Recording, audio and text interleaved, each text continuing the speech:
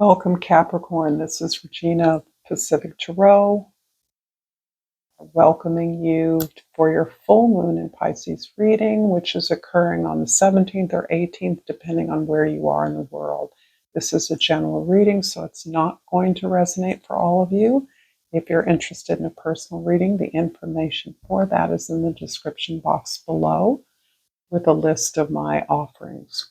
Thank you for being here. I am so appreciative of your presence.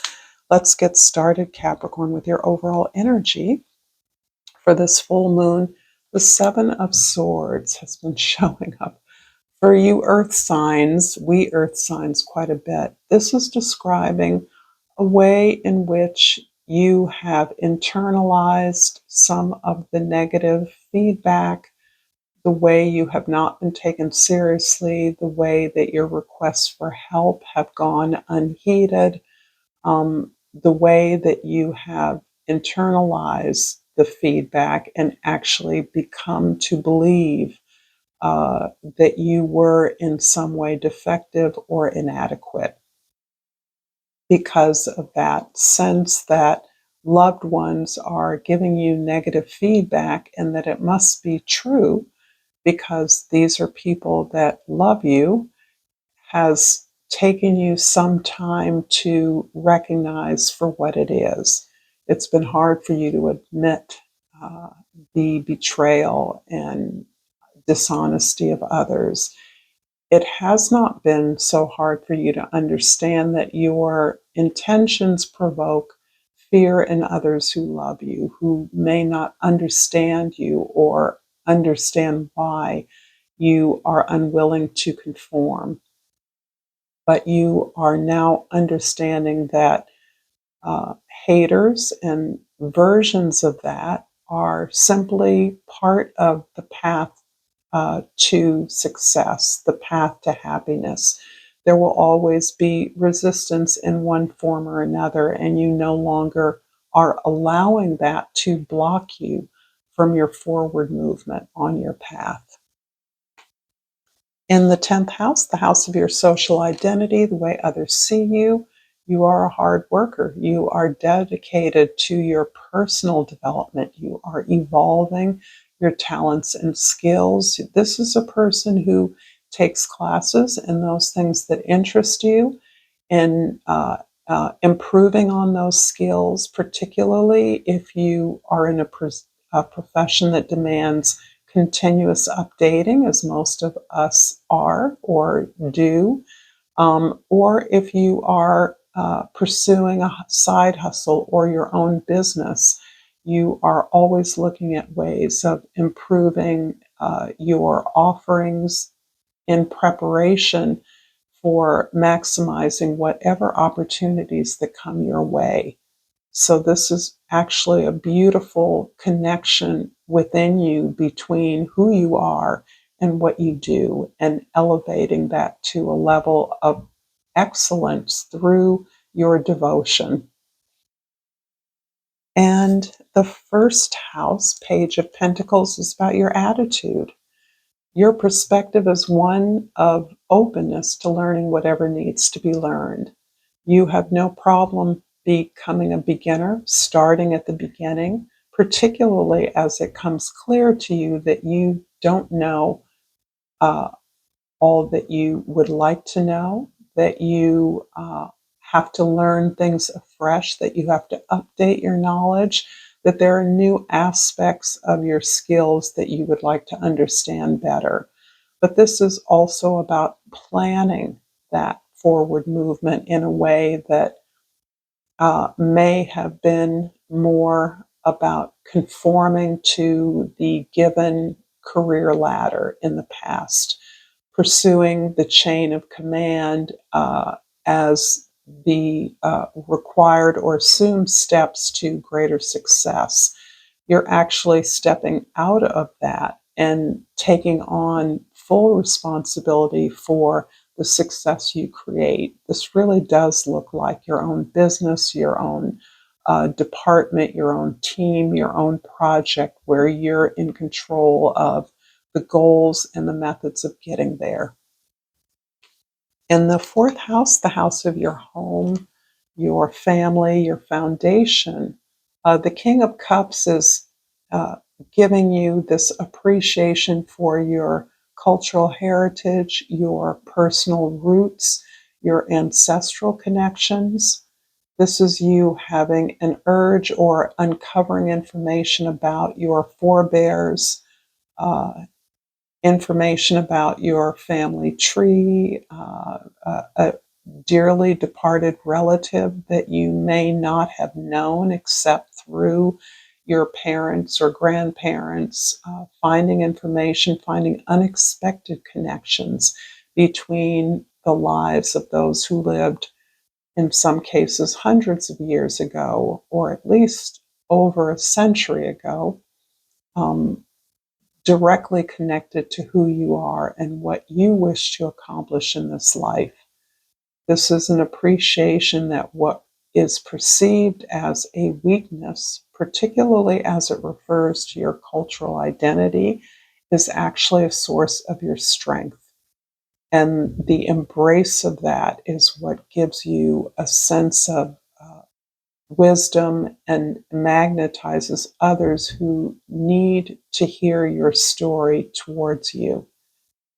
This is your weakness becoming your strength, becoming your story of overcoming and triumph. In the seventh house, the house of your significant relationships, we have the Two of Wands. Again, we are taking what we know to be our strength, our expertise, and we're looking at pointing that in a new direction. We're looking at expanding into unfamiliar territory. We're looking at moving away from what is familiar to us, what we've known, those bonds that are well established and in many cases worn. And you're looking for fresh ideas, for new pathways to grow and to build. If this reading is resonating for you so far, Capricorn, please like this video, share this with others who might find it useful, and subscribe to my channel, Pacific Tarot. All the ways that you support me is appreciated. And I pulled the happiness card. I'm aware that being happy means I'm on the right path. And it's interesting, Capricorn, that so much of your happiness derives from the work that you do, whatever it is. Working diligently, consistently, and persistently towards your goals is one of the things that makes you happy. I almost get a feeling of something being unlocked in you, so that you may have labored dutifully for years in a way that was very unfulfilling. Something feels as though by identifying your strength, your talents, your goals, your desires, you are more than happy to work yourself to the bone. And at this point, it feels like it is vivifying to you. It is renewing you. It's giving you clarity. It's boosting your vision. The lights just dimmed here as a cloud is rolling over the summer sky where I am. I'm going to clarify the Page of Pentacles in the first house, your ability to plan something new, with the Six of Cups. This is resonating with the return of a soul mate, a soul bond. This can be an individual, a significant partner or relationship. It can also be a passion, a calling.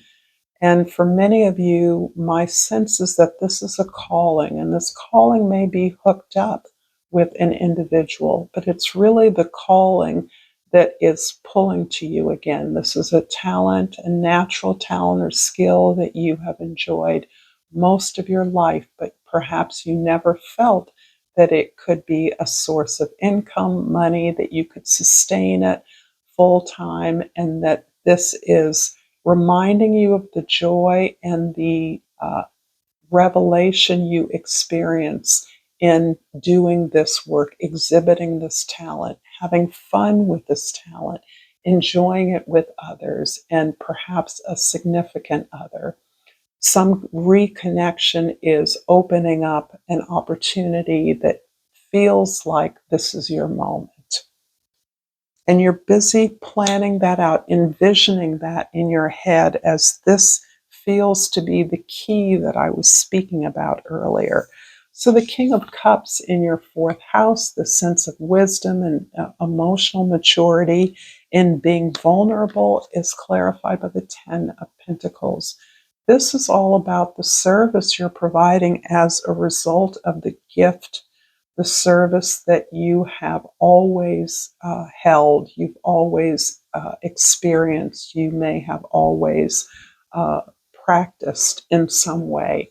There's a way in which making these opportunities to explore this skill, this arena of life, making it available to others is part of your recognition of the phenomenal privilege you've had to be exposed, to have gained the skills of this particular talent along the way, so that you may have been an educator, you may be seeing your role as an educator regarding this particular talent that you have now. Even if that talent is not something that constituted your livelihood, you understand how this talent has augmented, uplifted, enriched your life in so many ways that you would like others to experience that as well. This is about legacy. You're at a place in your life where you're understanding the real privileges and benefits you've experienced can be experienced by so many more.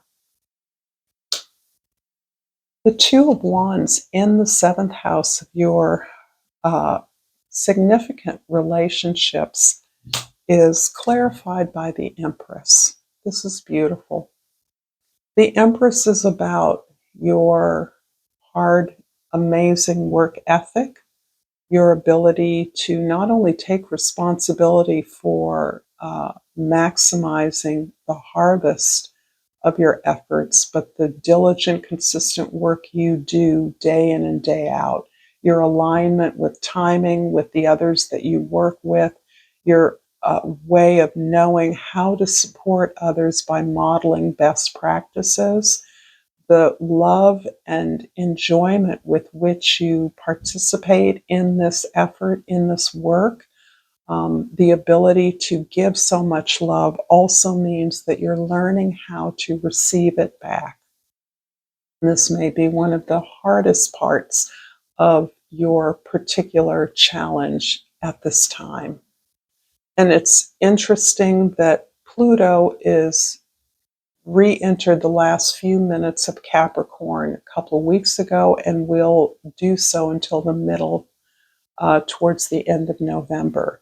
So you are getting a taste of a kind of summary for some of you of the lessons that you have learned over the past couple of decades with Pluto's long transit through Capricorn. So this is part of this idea of checking your tendency to overgive and thereby causing you to be resentful, and thus totally evacuating the sense of joy and pleasure that you gain from the work that you do.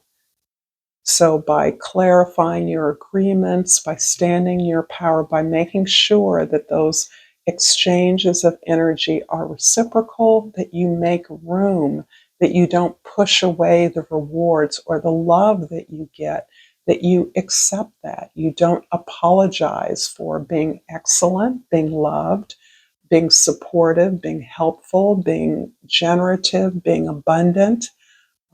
This is a lesson for you to learn.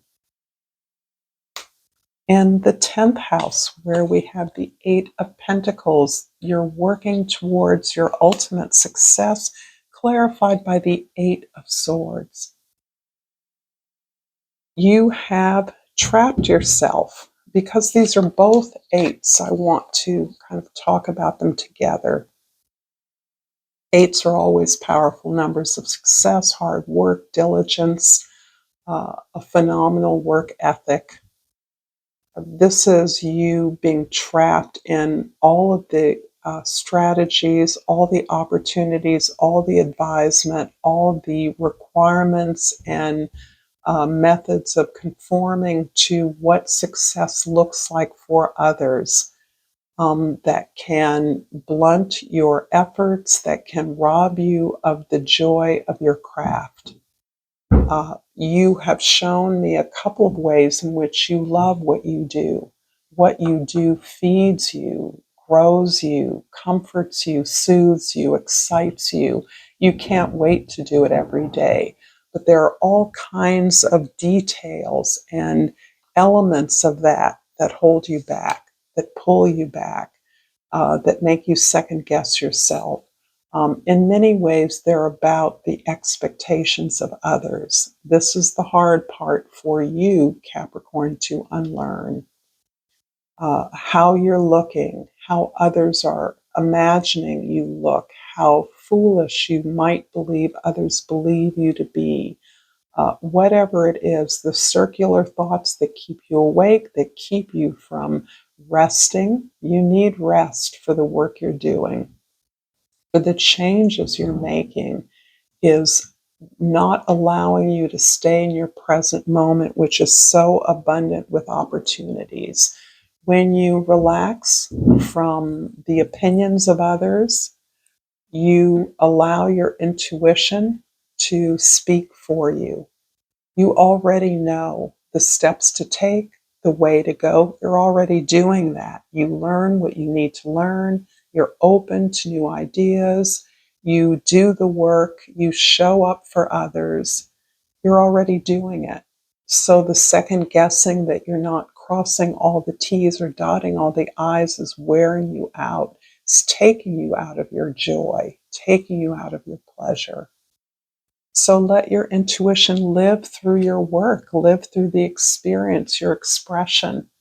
You are already on the path of your calling, your purpose. You're being called again and again by doing, by practicing your craft, your love, your passion, your talent. I'm going to finish up this reading with the flora and fauna of Africa. And I pulled the spotted hyena. And the key word is protection. Trust your intuition and instinct. Watch your surroundings and choose your words carefully. Thank you so much, Capricorn, fellow Capricorns. Until next time, namaste.